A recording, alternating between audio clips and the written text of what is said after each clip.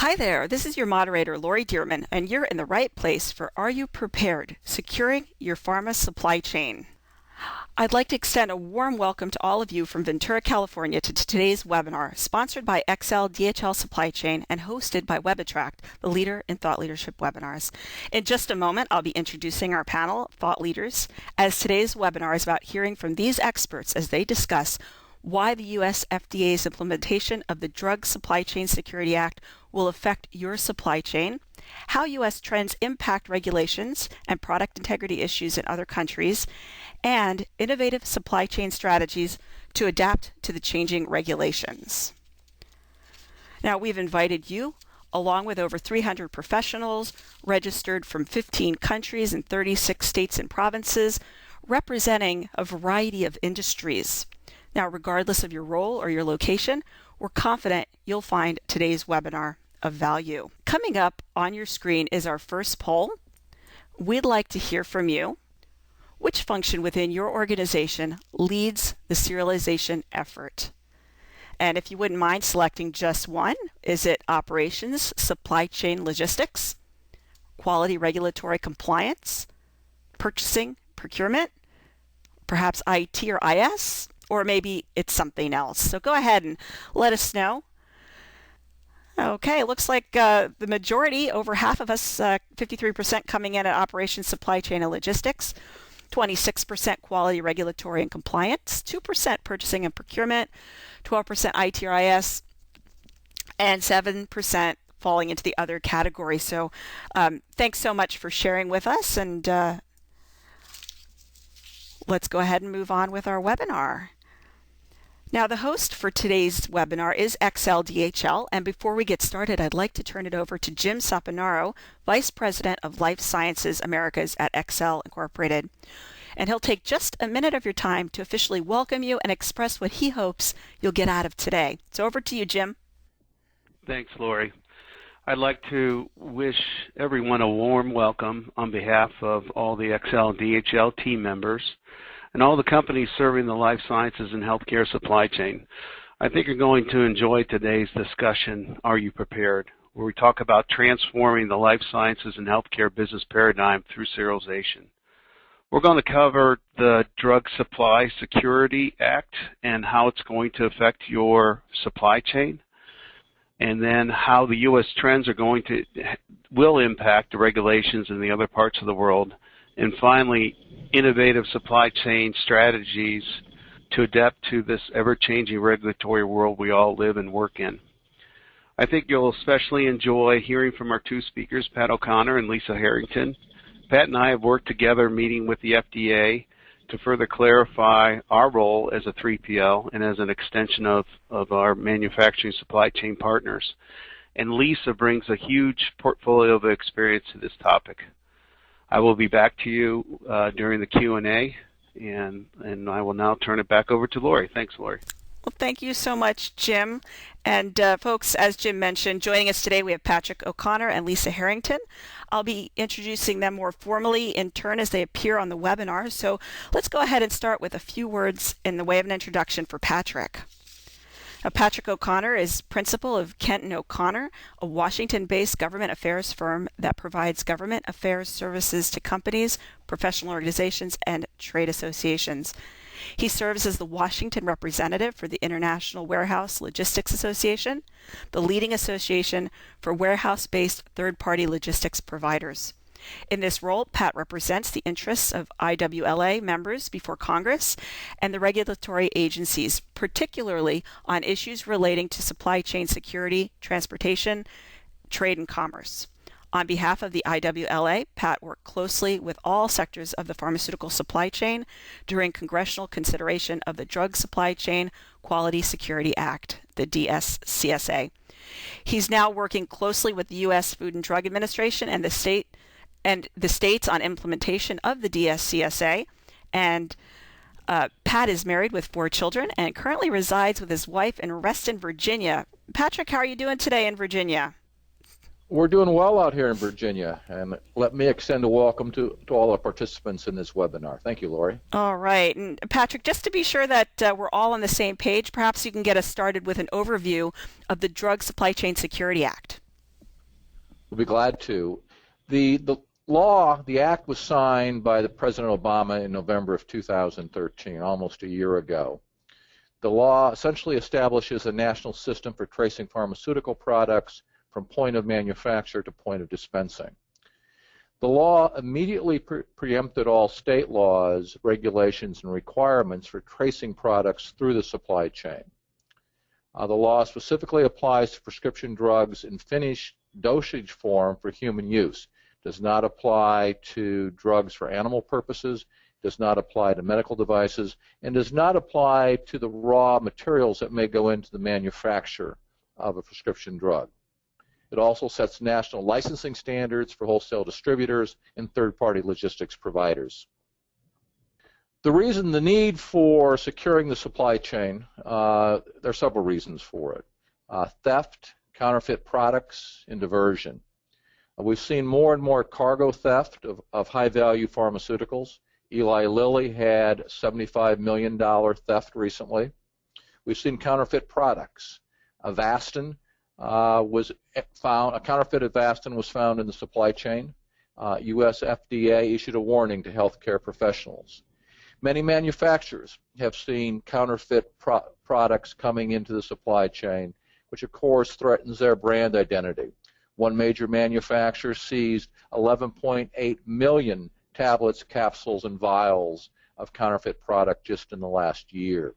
The reason for the act and the reason for moving forward with a traceability system in the supply chain is the United States has lacked a uniform national approach to tracing product. The last major action on drug distribution was the Prescription Drug Marketing Act of 1987. The supply chain sectors, the supply chain partners, led the effort that resulted in passage of the Drug Supply Chain Security Act. That was done primarily under the auspices of a group called the Pharmaceutical Distribution Security Alliance. The members of the alliance span the entire spectrum of the U.S. pharmaceutical distribution system, manufacturers, wholesalers, 3PLs, and pharmacies. We met for almost 3 years to develop a system that all could agree to. And then we took that system, that proposal, to the Congress, and the Congress, in a very bipartisan way, worked with us, and that led to enactment of the law. A major driver for this was the pending start of California's e-pedigree law. That e-pedigree law was to go into effect January 1, 2015. The problem we had here was that distribution of pharmaceutical products is not limited to a single state. It is a national or an interstate commerce act. So we needed to get a national distribution policy rather than a state-based policy. One of the things, though, that we had to do within the PDSA when we talked about serialization is the manufacturers were willing to commit to serialization as long as other supply chain partners would act on that serial number. So that was part of the discussion that we had over the course of 3 years. Patrick, I know that many folks on the webinar are interested in specifically the when, and when will the DSCSA start impacting manufacturers? Great question, Lori. The system, the law, builds to an electronic package-level traceability system over a 10-year period. The first important date is just around the corner, and that's January 1st, 2015. And that's when we're going to start with a lot-level traceability system. As you can tell, that date is very close. The second step in the process is by November 2017, drugs must be serialized by the manufacturer. And certain investigations and product verification requirements will include verifying that serial number beginning in November 2017. And then by November of 2023, we will transition to a fully electronic interoperable traceability system. These dates are important dates to keep in mind, but admittedly, the manufacturers will have to start planning well in advance of each of these deadlines.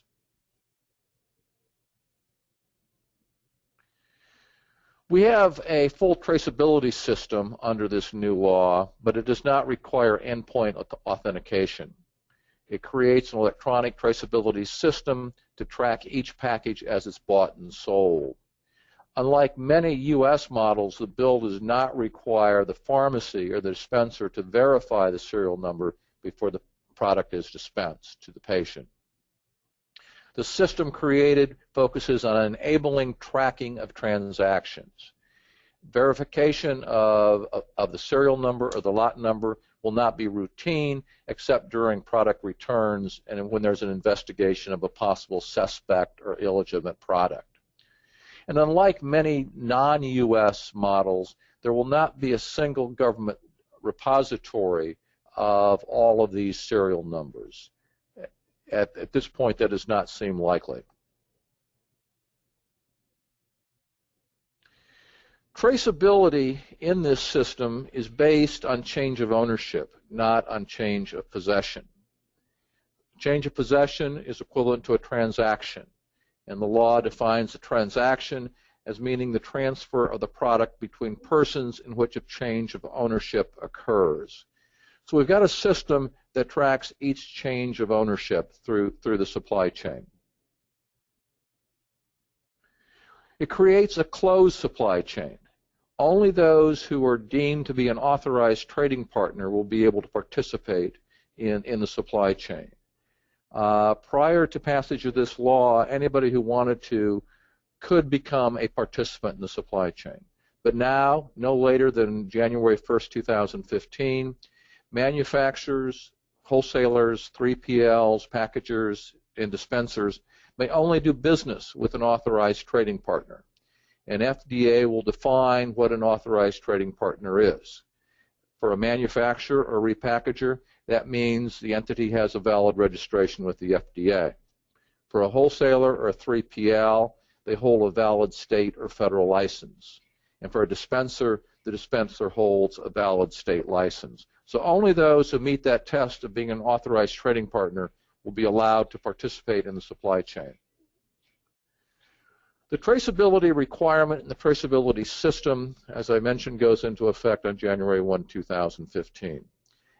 On that day, as of that date, manufacturers, wholesalers, repackagers must start passing traceability information, and I'll talk in a second as to what that information contains. July of 2015 is the start date for the pharmacies. There's another date, November 2017, when the manufacturer must begin passing this information electronically. Prior to 2017, the manufacturer can pass the information in paper form. There are three types of information that have to be passed beginning January 1st of 2015. The first is transaction information. Transaction information, or TI, is spelled out in the Act, and the FDA shortly will be issuing standards on what is to be included in the TI. The law, though, requires that transaction information to include such things as drug name, strength, and dosage, container size and number of containers, lot number, which will transition to a serial number after 10 years, transaction date and ship date, and, of course, business names and addresses of the trading partners. The second piece of information is a transaction history, or the TH. This will be a history of all transactions that took place in the movement of the pharmaceutical product all the way back to the manufacturer. The third piece of information is a transaction statement, or TS. This is the statement that the entity is authorized or licensed and did not knowingly provide false information or ship an illegitimate product. Again, these three pieces of information are specified by the law and will be required by FDA by regulation.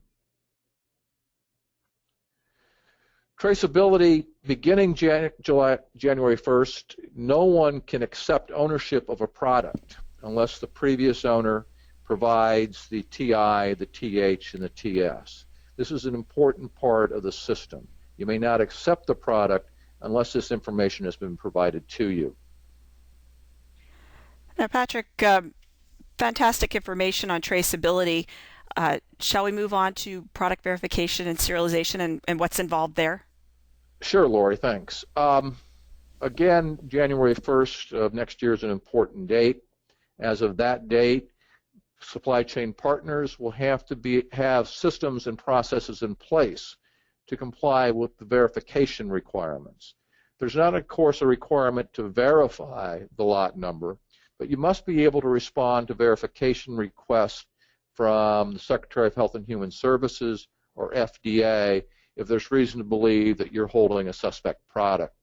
You have to have processes and procedures in place to quarantine and investigate product, to determine if illegitimate product has possibly entered the supply chain.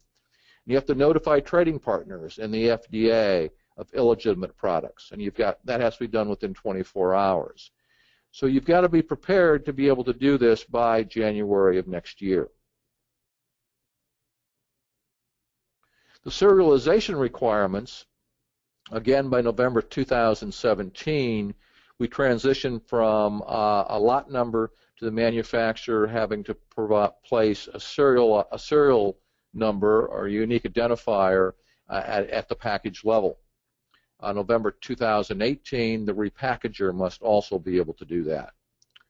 Beginning in 2019, wholesalers may only accept product that has the serial number or unique identifier.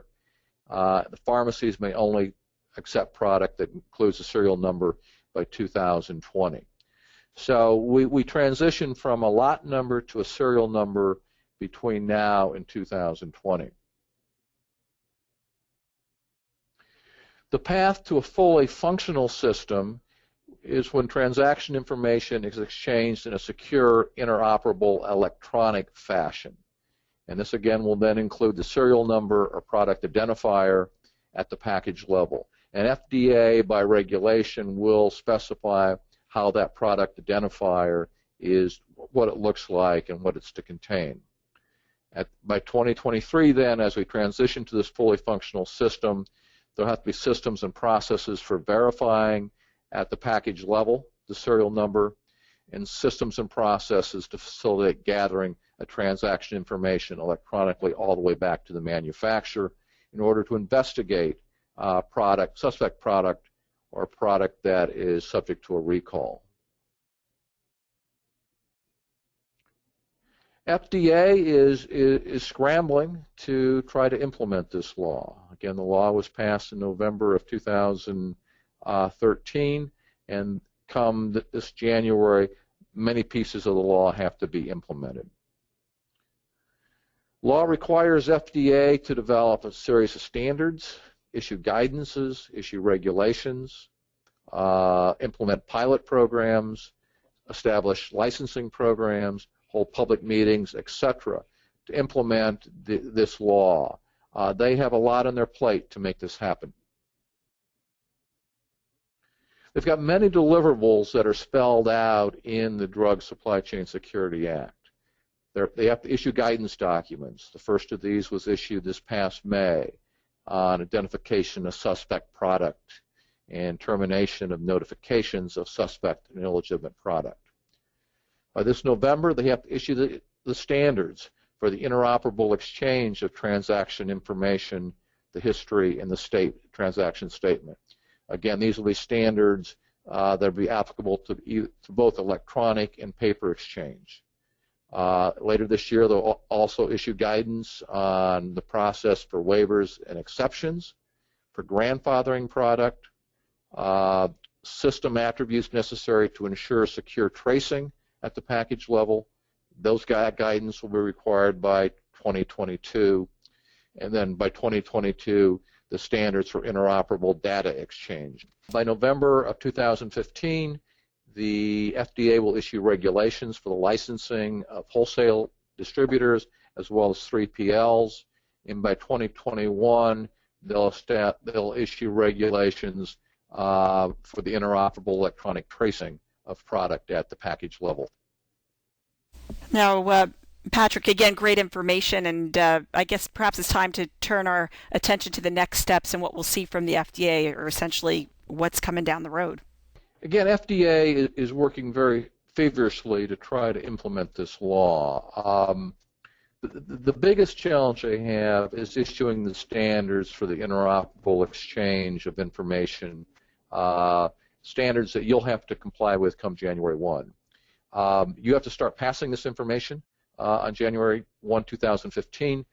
As a lead up to that, FDA opened a docket. A docket is a regulatory process where supply chain partners in the regulated community could submit information and suggestions to the FDA on the format for this information. That was followed by a public workshop that was held by FDA on May 8th and 9th. And again, this will lead to the initial standards being issued by November of this year. The Pharmaceutical Distribution Security Alliance, though, is not necessarily waiting for FDA to issue these standards. We have submitted a series of questions to FDA, hoping that they will provide us clarification well in advance of November. Last week, we met with the FDA, again, asking them to provide at least clarification to a number of questions sooner rather than later. The second thing that FDA has done, and I mentioned this earlier, is the identification of suspect or illegitimate product. And you as a trading partner have to have these systems and procedures in place by January 1. They issued a draft guidance document in May on suspect and illegitimate products. Although it was a draft document, it's likely that it will never be reissued as a final document. It will remain as a draft. As a draft guidance document, it doesn't have the weight of a regulatory standard, but it does reflect what FDA feels you as a supply chain partner should be doing. So to that extent, it does have significant weight. One thing is important to understand on the standards for interoperable exchange. FDA defines interoperability as the ability to exchange information accurately, efficiently, and consistently among trading partners.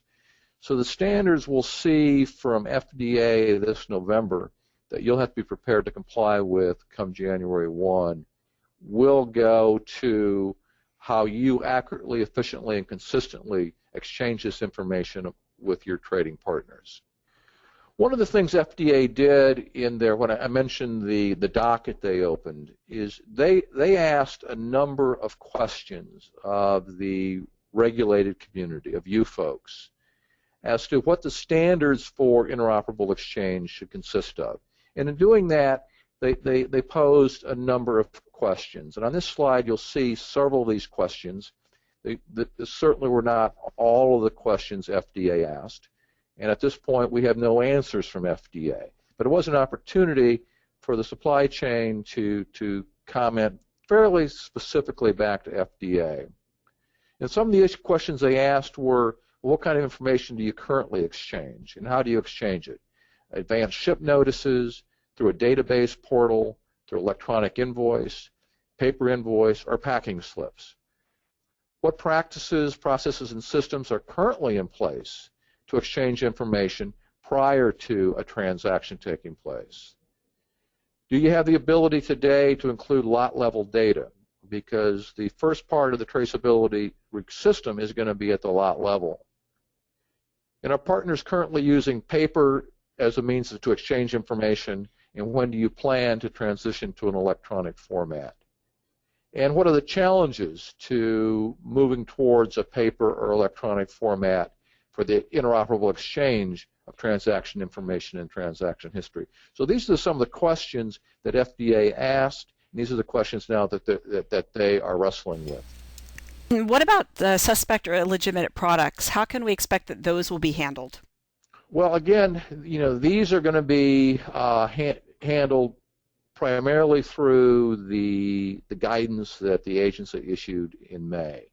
And the supply chain is going to have to look at that guidance, digest that guidance, and make your best effort to implement the processes and procedures. You're going to have to be able to have systems that quarantine product and conduct investigations of suspect product. We'll have to have a process in place for notifying FDA if you have reason to believe you've got illegitimate product in your possession. And if you notify FDA of illegitimate or suspect product, you also have to have a process in place to withdraw that notification.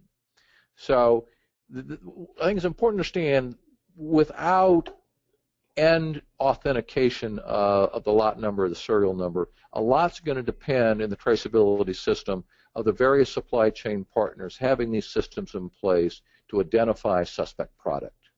You know, when they're talking about suspect or illegitimate product, they're talking about when you have reason to believe that a product is potentially counterfeit, diverted, or stolen, intentionally adulterated, or appears otherwise unfit for distribution. So, you know, this is what FDA is expecting you to be able to do going forward. The guidance includes a number of specific scenarios to provide you insight into what they mean about suspect product, and scenarios that they feel you should look at as possibly increasing the risk of suspect product entering the supply chain, such as trading partners and product sourcing. Are you suddenly being contacted by a new trading partner, or is the product being sourced from a part of the country, a part of the world that you're not familiar with? Is the supply, demand, history, and value of the product, is that suspicious? Is a high-value product coming through at potentially a reduced cost? And the appearance of the product. You know, is the packaging, the labeling suspect? So, again, most of the responsibility falls back on you to be able to have these processes and systems in place. There are a lot of issues to be answered. FDA has not answered many of the questions that you have, that I have, that others have, but the time is now to begin starting to wrestle with this and to try to make your decisions on how best to do it. With that, I will hand it back to you, Lori. Well, thank you so much, Patrick, and don't go too far. We'll have you back at the end for the Ask the Expert segment at the end of the webinar. And now it is my great pleasure to introduce our next speaker, Lisa Harrington, strategic consultant, academic, and co-author of 3 books. Lisa Harrington offers a global supply chain perspective at the Robert H. Smith School of Business, University of Maryland. Lisa is Associate Director of the Supply Chain Management Center and Faculty Lecturer on Supply Chain Management. She is also the President of L. Harrington Group, LLC, a firm providing strategic consulting services across global supply chain strategy, operations, and best practices. Lisa's articles have appeared in Fortune, Industry Week, The Economist, Inbound Logistics, the European Business Review, and many other publications. Lisa, welcome to the webinar. It's a pleasure to have you here today. Thank you very much, Lori. It's a pleasure to be here, and thank you, Patrick, for an excellent discussion on what the United States is doing in this regard. I'd like to welcome also our participants. So my goal in this session is to give you a little broader view of the international arena, what's going on in other countries around the world with regard to serialization efforts, and then take a look at some of the creative solutions that are emerging within the supply chain community to try and grapple with and get out in front of the new requirements and the implications that these regulations will have for supply chains. Let me start with how U.S. trends are impacting regulations on product integrity in other countries. First of all, it's not surprising that this is an issue that is endemic around the world. Counterfeiting, adulteration, tampering, and diversion are widespread and, in fact, quite a good business.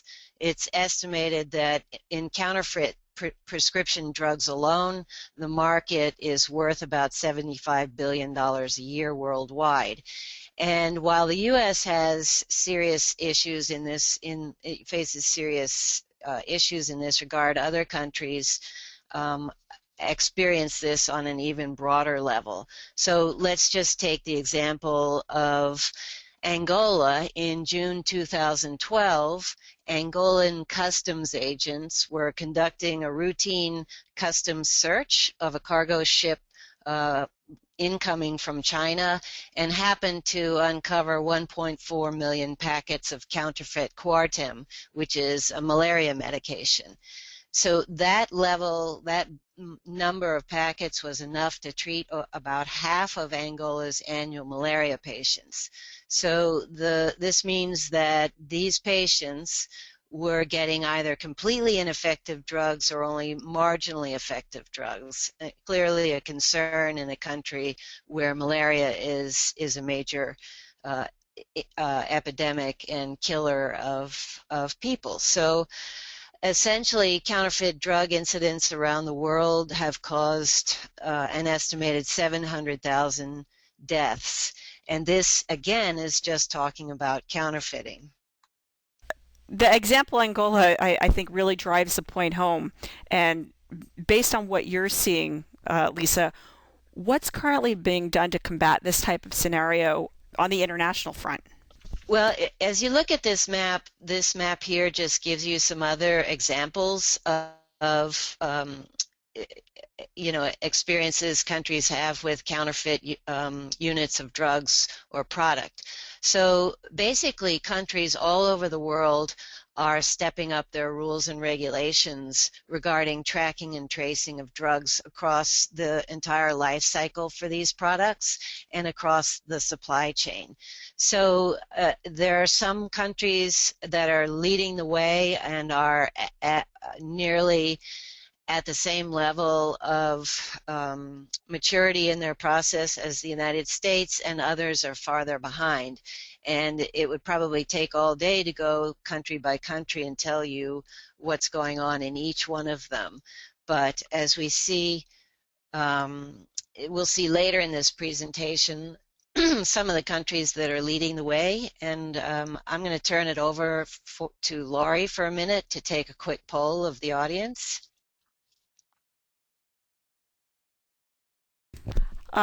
So coming up on your screen, it looks like you're already voting. Has your company considered international serialization regulations in the development of your U.S. strategy? So it looks like 66% of you are saying, yes, you have considered international serialization regulations, 34% saying no. And I'm going to go ahead and ask Lisa, any comments or thoughts on what's coming in? Well, it's not surprising. The numbers are not surprising. Pharmaceutical companies do business all over the world, so this is an issue that they must absolutely pay attention to. So I think the results correlate very nicely with sort of where the industry is going, and it's good to see that this level of response, that this issue is getting the attention it deserves. Going back to a point that I made earlier, I should note that across the world, although countries vary in their approaches to this issue, it's appearing that about at least 70% of the regulations that are being put in place are fairly typically common across countries. So that's the good news. The tough part comes in the 20 to 30% that are not common, and that's what drives complexity into this issue, and creates additional challenges for supply chains. So looking at global timetables, this is just a snapshot of a few of the countries that are leading the fray, so to speak. We see the United States, the EU, India, China, Turkey, Argentina, Brazil, and South Korea. And to decipher this chart, you see some blocks are in light gray and some are in dark gray. And what this indicates is the level of aggregation. In other words, which parties in the supply chain are affected by regulations and at what date their role kicks into gear. So the light gray square refers to perhaps just manufacturers. Typically the manufacturers, as would make sense, are the first to be sort of rolled up into these regulations. wholesalers, agents, and other parties in the supply chain would then follow, similar to what Patrick was talking about is occurring in the United States. So this just gives a nice graphical snapshot of sort of how these things are progressing through the year 2019 in these countries. So what does this all mean for the supply chain? Obviously, it has tremendous implications on how supply chains operate, how they're organized, and what kind of compliance protocols they have to put in place in order to meet the new serialization regulations. Supply chains have to adapt rigorous processes and controls to track product through the supply chain. This significantly increases the burden, all kinds of burdens throughout the supply chain, and I'll talk about that in a little bit more detail. Compliance will be expensive. The European Generics Association, for example, estimates the cost of compliance in just a couple of areas. For example, printing and serialization equipment will cost a company between $331,000 and $397,000 per packaging line. Similar numbers, anti-tampering equipment, up to $265,000 per packaging line. And the big ticket item is the information systems that are required to monitor and track and capture all the data that goes to supporting serialization efforts. And again, the EGA estimates that these can be as high as $53 million a year. So that's enough to make CEOs certainly sit up and pay attention. And that's enough to put this on the front burner of any pharmaceutical company's agenda. Now, Lisa, I know you have a very unique perspective on these issues, and I'm wondering, can you share with us some examples of the innovative strategies that manufacturers are adopting to prepare for these changing regulations, as well as some of the benefits around that? Yes, sure. We can kind of skip over. These are some of the issues that come to fore: bottlenecks, scalability, all the typical things that you might expect with such a large change in supply chain operations. But so to Laurie's question, let's look at some of the innovative strategies. I'm going to talk about three, and obviously there are a lot more, but these three are proving to be highly effective.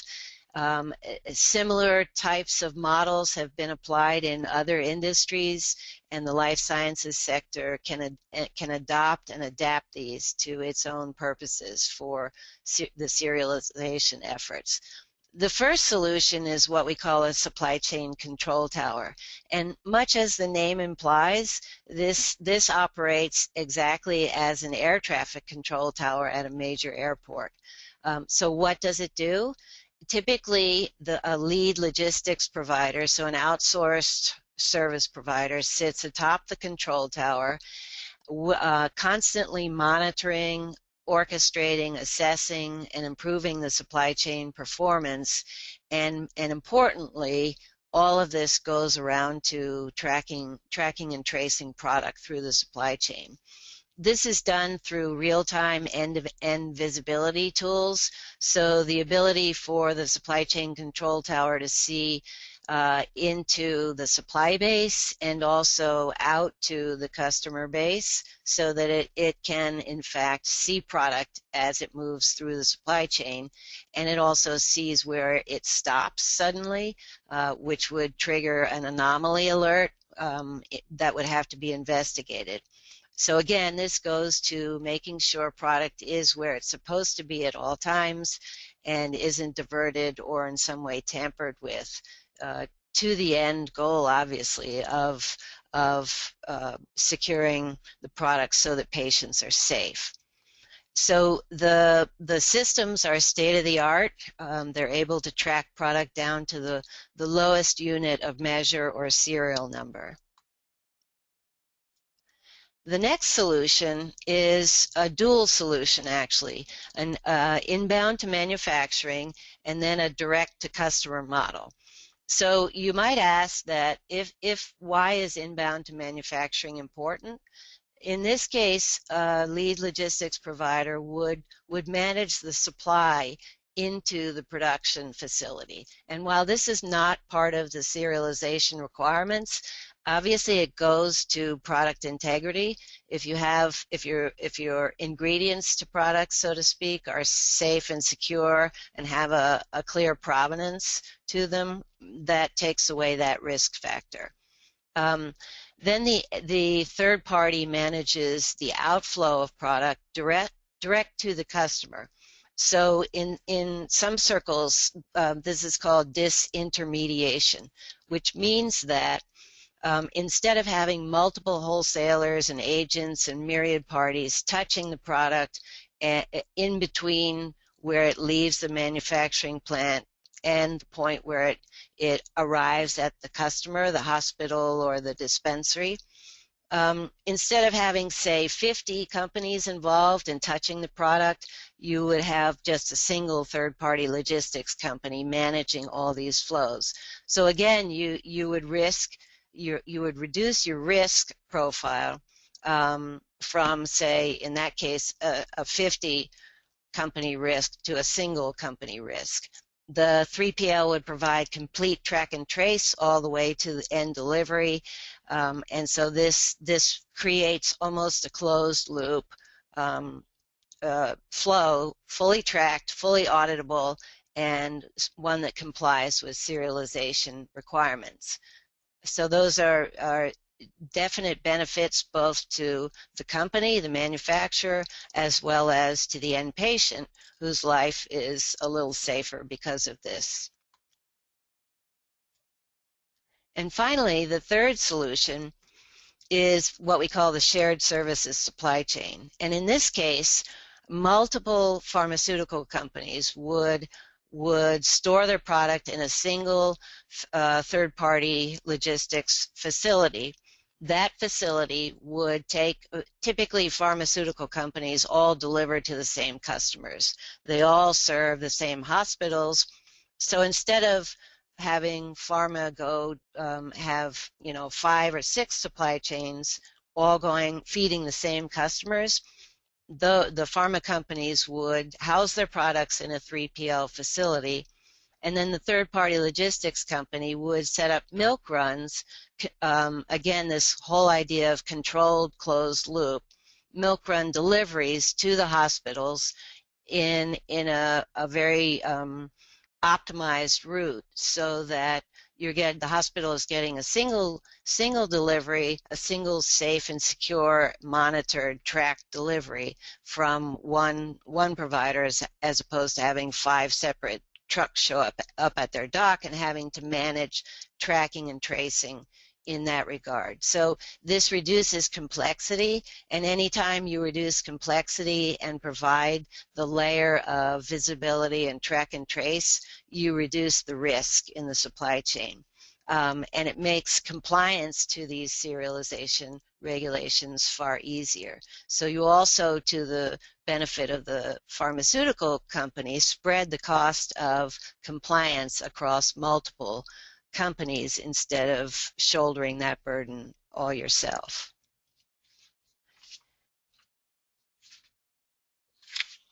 Let's see. So just to summarize our key takeaways, as Patrick talked about what the U.S. is doing, and I've told you a little bit about what the world is looking at, and then options for the supply chain sector to respond, it's very clear from all of this that serialization is a game changer in the pharmaceutical sector.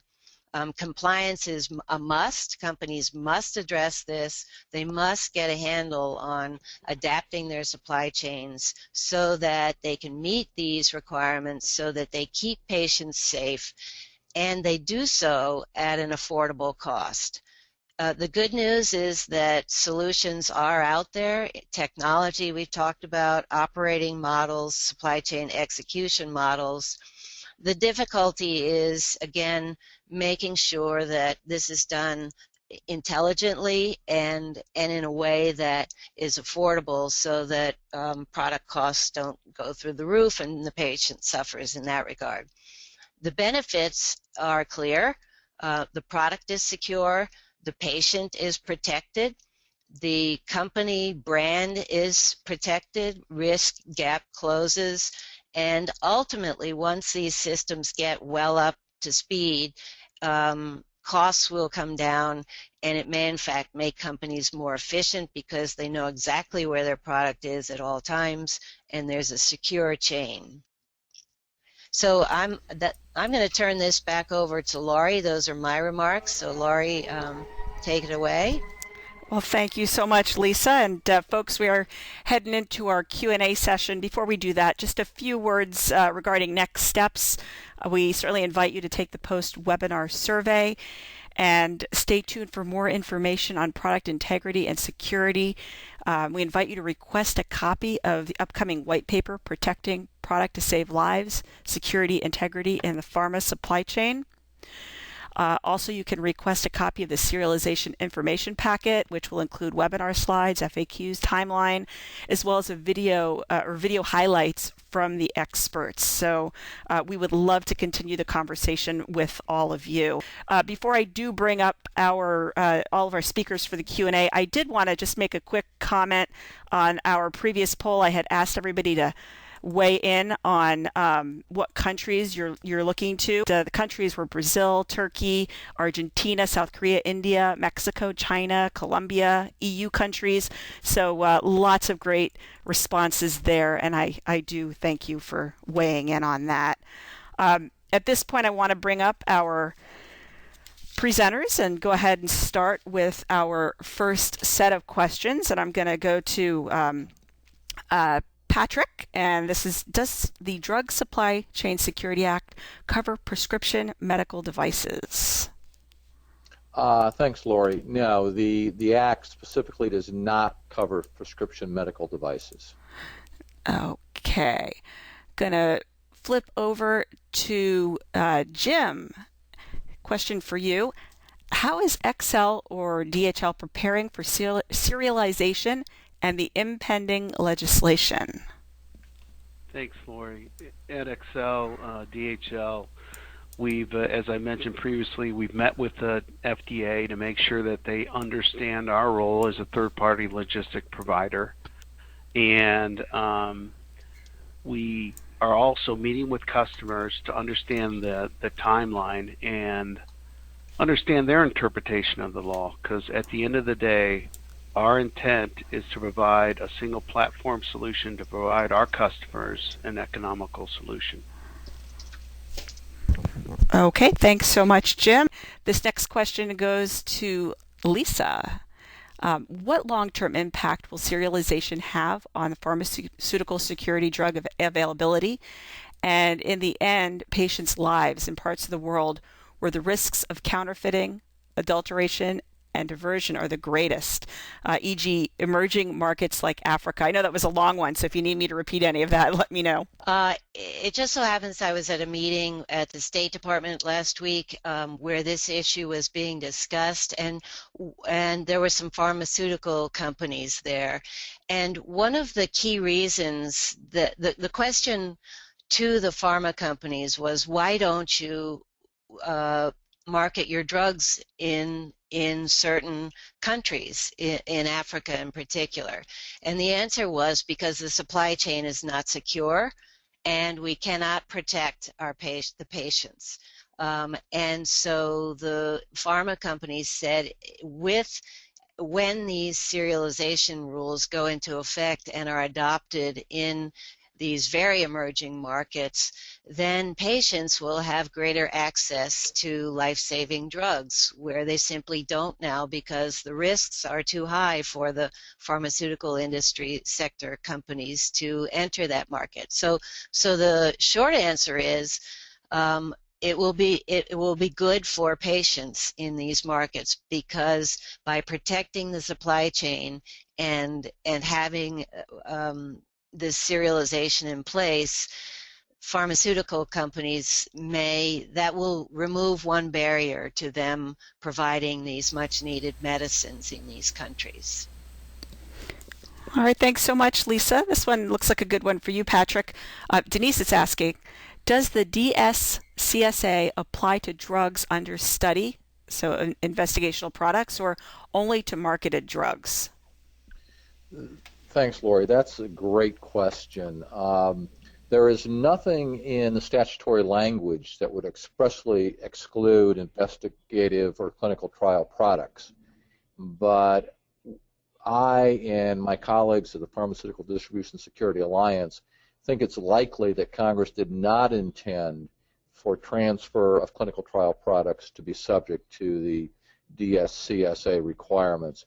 This is one of the many issues that we've gone back to the Food and Drug Administration and asked them to clarify. And we're hoping they're going to clarify it favorably, and because as you well are aware, these products are not introduced in the supply chain in the same unrestrained manner as commercial products, but they're subject to very comprehensive regulations and study-based requirements. But it's a good question because it's one of those many areas that we will have to wait for the FDA to clarify for us. All right, thank you so much. And Patrick, Christina's asking, is this global application for all the countries in the world, or is only being for some countries? Well, let me answer that, and then let me ask Lisa to follow up on my answer. This requirement is solely U.S.-based. It is a requirement for U.S. manufacturers, wholesalers, etc. in the United States. But Lisa, could you add to the impact that this may have on other parts of the world? Sure. In terms of impact on, just if you could explain a little bit more. No, it's just the United States doesn't any longer operate in a vacuum. We're part of a global economy. So Right. as the U.S. implements requirements of serialization, what impact do you think this will have on the rest of the world? The rest of the world follow, or are we still trying to follow the rest of the world?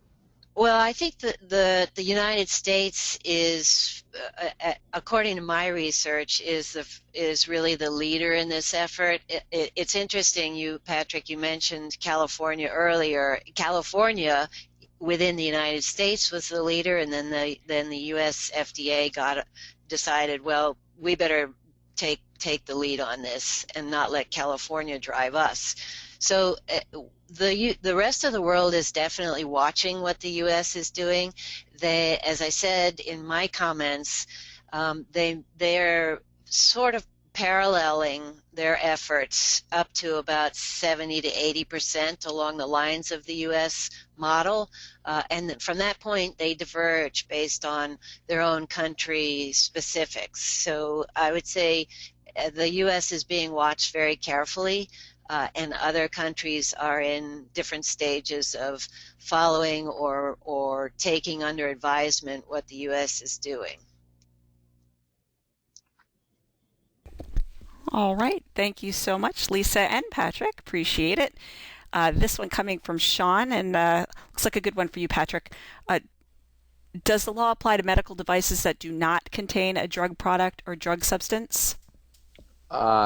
Thanks, Lori. No, the law does not apply to medical devices.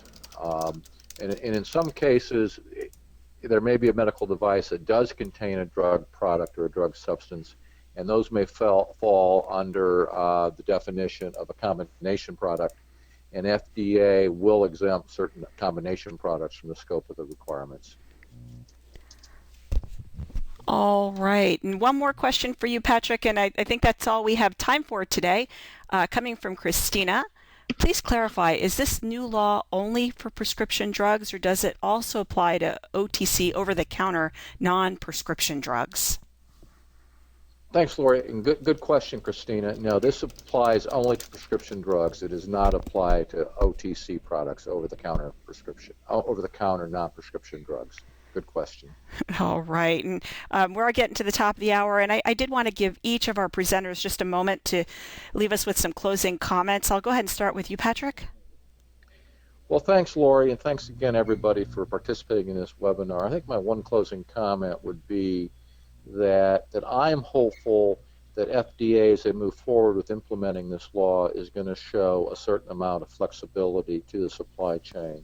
They're going to ask the supply chain to be secure, but they're going to understand that there's not a one-size-fits-all approach to the tracing of information, the exchange of information. So I'm hopeful that we're going to see some flexibility from the FDA, but time will tell. Okay. Thanks. Yeah, over to you, Lisa. Sure. Thanks, Lori. My comment would be that that compliance around the world is a complicated thing, and given that we have that, say, 30% margin of variability, companies are going to need help in getting the compliance expertise in terms of how their supply chain reacts and evolves. So this is not going to be an easy transition, and it's going to be, once you roll it out country by country, there will be a great deal of new expertise and knowledge needed to support supply chain compliance in this area. Thank you, Lisa. And to you, Jim. Thanks, Lori. I would say that I want to reemphasize our willingness to get our customers and other interested parties together to discuss this. As we've said before to our clients, we do not see serialization as a competitive edge, and that it makes a lot of sense that we get our clients together to discuss how they're attacking this solution. So again, as an extension of the manufacturer, we can provide reusable economic solutions to the whole pharmaceutical marketplace. And thanks to Pat and Lori, Lisa, thank you. Okay, thank you, Jim. And folks, there were a number of questions that we did not get to on air. We will be following up offline with that. And before we sign off, I would like to thank each of you for joining us. Trust that you found today to be of value. Another special thanks to Lisa Harrington, Patrick O'Connor, and Jim Saponaro, of course, our sponsor and co-host, XL and DHL. This is Lori Dearman saying, have a great rest of the week. Bye for now.